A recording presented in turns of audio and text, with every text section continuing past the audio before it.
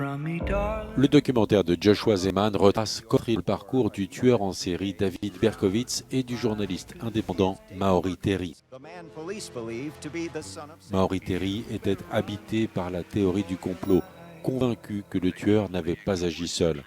Pour le réalisateur, il est la dernière victime de David Berkowitz.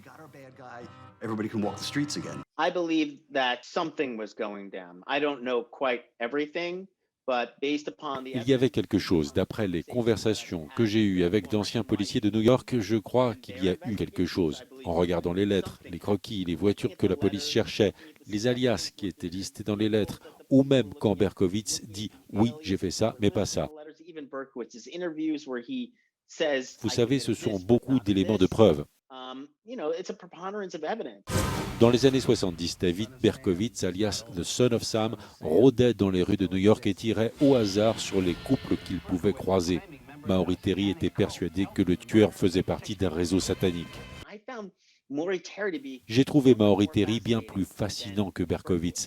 L'histoire de Maori Terry est pour moi incroyable. C'est tragique. Vous savez, c'est passionnant. C'est l'un des premiers détectives en fauteuil roulant. Il découvre quelque chose que personne n'avait découvert.